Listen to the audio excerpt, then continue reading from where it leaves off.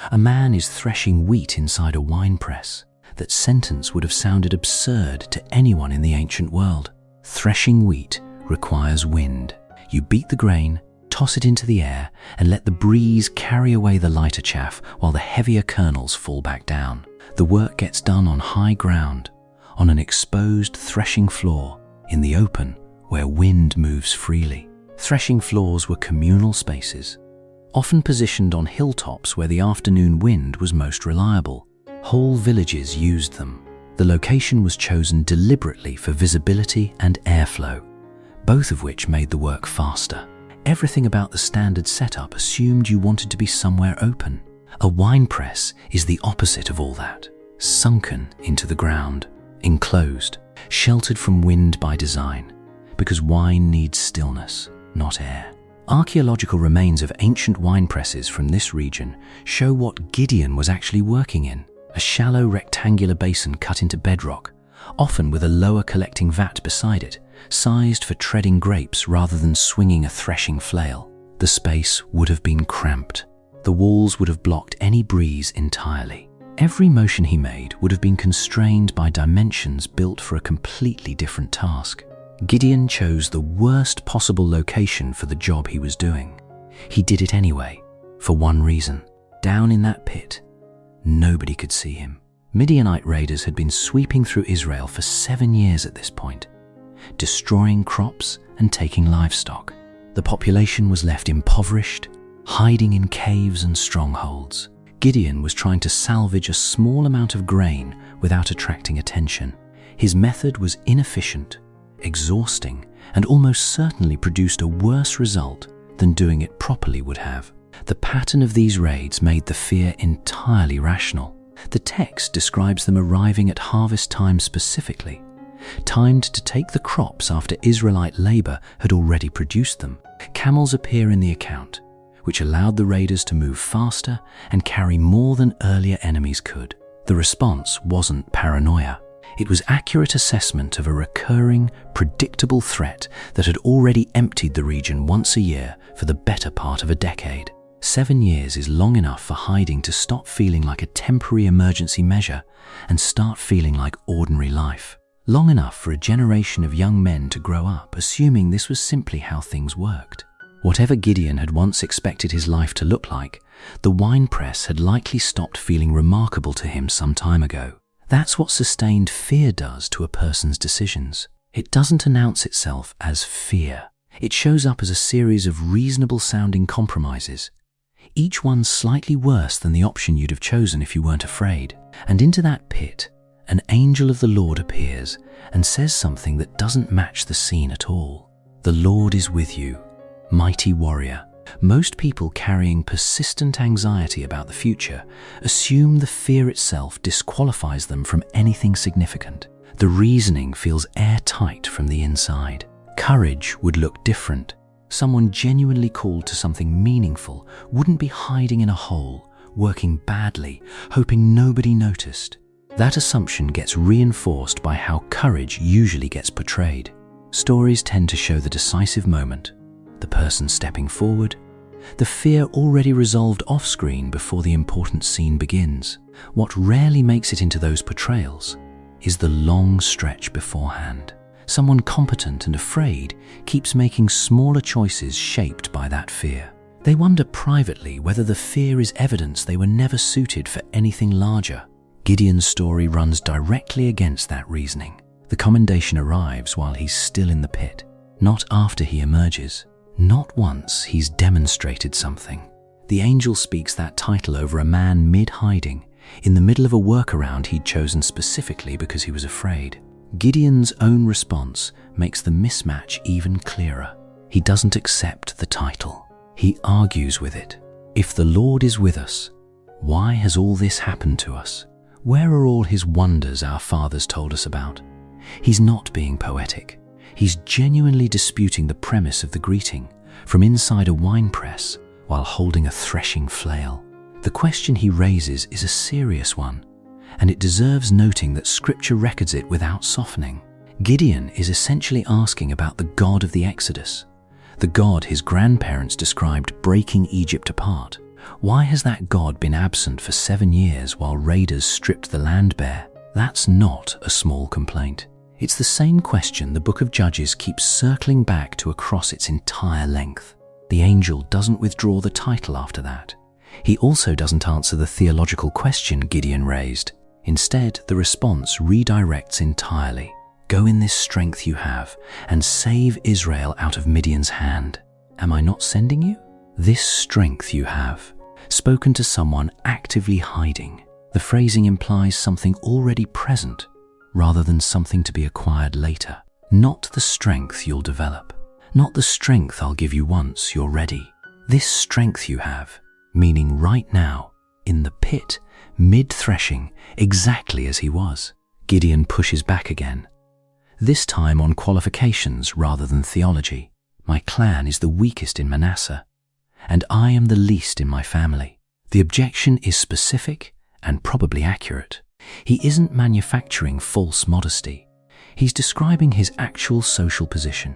What follows is the part of this story that deserves the most attention, because it's the part most retellings compress or skip. Gideon asks for a sign, not 1, 3. The first request comes almost immediately. Give me a sign that it's really you. He prepares a meal, brings it out, and the angel touches it with the tip of a staff. Fire consumes the offering. The angel vanishes. That should have settled things. It didn't. Gideon's immediate reaction afterward tells you something about his state of mind. He becomes convinced he's going to die because he's seen the angel of the Lord face to face. God has to reassure him directly, telling him not to fear. The sign meant to establish confidence produced terror instead, requiring a second reassurance before the first one had finished landing. The detail worth noticing in that first exchange is how much effort the request actually cost him. He prepared a young goat and unleavened bread during a famine in a region stripped bare by 7 years of raiding. That meant giving up a significant portion of whatever his family had left. Gideon wasn't asking casually. He was spending real resources to test whether the encounter was genuine. That tells you how seriously he was taking it, and how thoroughly he doubted it at the same time. Later, Gideon asks again, this time with the famous fleece. He'll lay wool on the threshing floor overnight. If the fleece is wet with dew in the morning while the ground stays dry, he'll know God really intends to save Israel through him. Morning comes. He wrings out enough dew from the wool to fill a bowl. Then he asks a third time. The wording of that third request tells you Gideon knew exactly how much he was pushing. Do not be angry with me. Let me make just one more request. This time, reverse it. Let the fleece stay dry while the ground gets wet. He's aware he's asking for something excessive. He says so out loud before asking, and God does it anyway. The reversal itself matters more than it might appear. A wool fleece left outside overnight would naturally collect dew regardless, which means the first test could theoretically be explained by ordinary weather. The second test removes that possibility entirely. Gideon wasn't simply repeating himself out of nerves. He was closing a logical gap he'd noticed in his own first request, tightening the conditions to eliminate a natural explanation. That's a specific kind of doubt worth distinguishing. Gideon wasn't asking randomly or emotionally. He was thinking carefully about what would actually constitute proof, and adjusting his request accordingly. The persistence looks less like weakness and more like someone taking the assignment seriously enough to want certainty before risking thousands of lives on it. Nowhere in the account does God rebuke him for any of the 3 requests. No correction about weak faith. No comment about how a truly obedient person wouldn't need this much confirmation. The text simply records the requests and the responses, one after another. No editorial commentary suggests Gideon should have been further along than he was. There's another detail in this chapter that most summaries leave out entirely. God instructs Gideon to tear down his father's altar to Baal and build a proper altar in its place. Gideon does it, but the text specifies exactly how he did it. He did it at night, because he was too afraid of his family and the townspeople to do it during the day. The assignment itself was significant. This wasn't a symbolic gesture in a private field. The altar belonged to Gideon's own father and served the surrounding community. Tearing it down meant publicly repudiating both his family's practice and his town's shared religious life in a single act. He also didn't do it alone. The text mentions 10 servants helping him, which means the secrecy wasn't total. 10 other people knew, which in a small town made discovery a matter of when rather than whether. Gideon's caution bought him a delay, not concealment. Scripture states the reason plainly, not as an accusation, not as a footnote of shame, just as a fact about how the obedience actually happened. He obeyed and he was afraid. And both things were true simultaneously, recorded in the same sentence without either cancelling the other. The stakes behind that fear were entirely real. Tearing down a community altar wasn't a private religious gesture. It was a public act against the town's established practice, in a culture where such things carried consequences. The next morning, when the townspeople discovered what had happened and traced it to Gideon, they demanded his death. His own father had to intervene to save him. Gideon's caution turned out to be accurate rather than excessive. He correctly predicted the danger, adjusted his timing to survive it, and still accomplished what he'd been told to do. The obedience happened at night specifically because doing it during the day might well have ended everything before it started. Anxiety about the future rarely presents itself as a single, identifiable feeling. It shows up as behavior first, often before you'd name what's driving it, turning down an opportunity with a reasonable-sounding explanation that isn't quite the real one. Staying in a situation past the point where it makes sense, because the known discomfort feels more manageable than the unknown alternative. Choosing the winepress over the threshing floor, repeatedly, and calling it prudence. The specific shapes vary widely. Someone keeps a job they've outgrown because the search would require explaining a resume gap they're not ready to discuss. Someone declines to lead a small group because standing in front of people would invite questions about a faith they're privately uncertain about. Someone avoids scheduling a medical appointment because not knowing feels temporarily safer than a diagnosis they'd have to act on. Anxiety about the future has a particular relationship with information that makes this worse. The more uncertain something is, the more the mind fills the gap with worst-case scenarios, which then get treated as predictions rather than possibilities. Avoiding the information keeps the worst case theoretical, which feels safer in the short term while making the underlying fear permanent rather than resolvable. Someone stuck in that loop often knows it intellectually. Knowing rarely dissolves it. The pattern persists because it delivers genuine short-term relief. That relief is difficult to argue against when the alternative involves walking directly toward the thing, generating the fear. Each of those decisions can be defended with entirely reasonable language. That's what makes the pattern difficult to see from inside. The explanations aren't lies exactly. They're partial truths standing in front of a fuller truth nobody's asked about directly. There's a physical toll to sustained anxiety that often goes unmentioned in spiritual conversations about it. Sleep gets shallower. Decisions take longer because every option gets examined for hidden risks. Small tasks accumulate into backlogs because starting anything requires overcoming an initial resistance that healthy energy would handle automatically. The winepress costs Gideon real efficiency, and sustained fear costs real capacity in the same measurable way. Gideon's own explanation followed that pattern too. My clan is the weakest. I am the least in my family. Both statements were probably accurate. Neither one was the whole reason he was working in a pit. That distinction between accurate and complete shows up constantly in how people describe their own limitations. The facts cited are usually true. The conclusion drawn from them is a different matter. That these facts settle the question of what someone can be asked to do is what the angel's response quietly refuses to accept. Worth noticing, too, that the angel never disputes Gideon's facts. There's no correction about the clan's status or his position within the family. The response simply moves past them to the assignment, treating the accurate self-assessment as real but not decisive. That's a different kind of encouragement than most people expect. It doesn't tell you your limitations aren't real.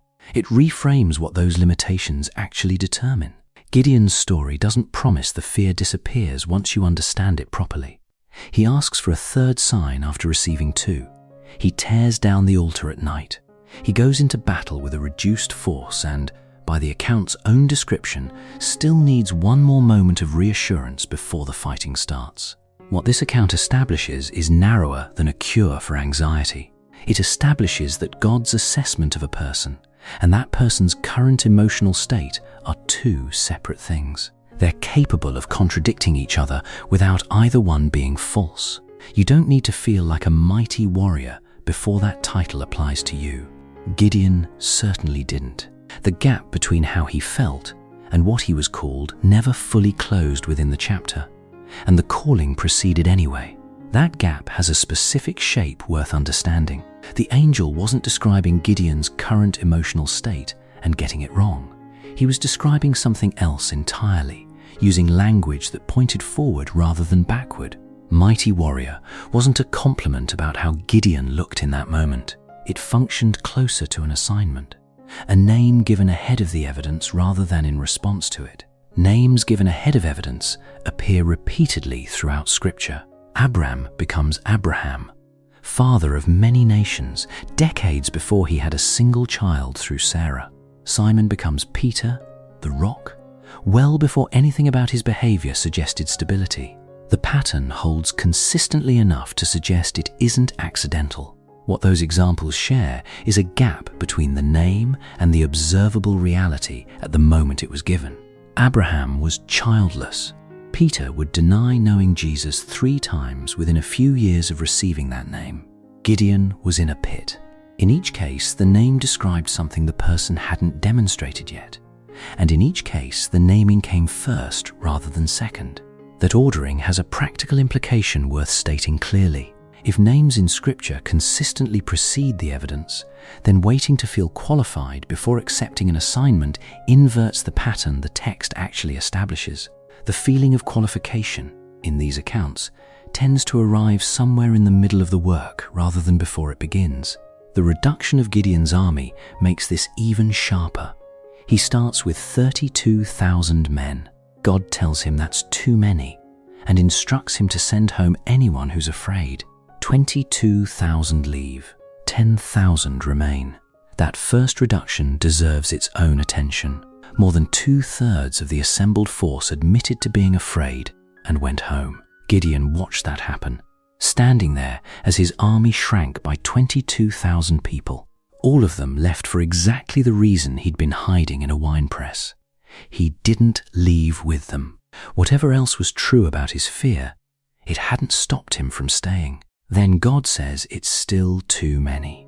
He reduces the force to 300 through a test involving how the men drank water from a stream. 300 against a Midianite camp the text describes as thick as locusts, with camels beyond counting. The math wasn't close. Gideon's odds went from bad to absurd across 2 consecutive reductions, both initiated by God rather than by circumstance. The stated reason for the reductions is worth noting directly. God says Israel would otherwise boast that their own strength had saved them. The reduction wasn't a test of Gideon's courage. Exactly. It was a deliberate removal of any explanation that could credit human capability for what followed. That reasoning doesn't make the situation less frightening for the person living inside it.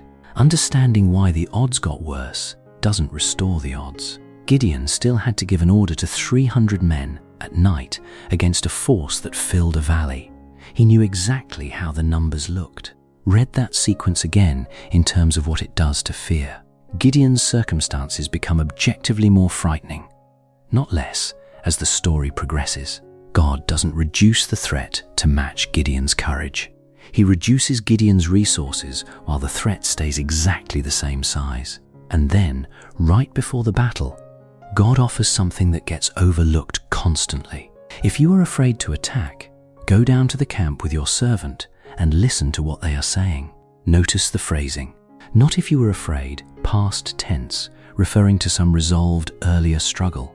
If you are afraid, present tense, addressing a state God assumed was still active on the night before the fight. That sentence contains no correction whatsoever. It doesn't tell Gideon to pray harder, or to remember the fleece, or to think back on the fire that consumed his offering. It offers a practical accommodation instead, a concrete action tailored to the specific emotional condition God expected him to be in.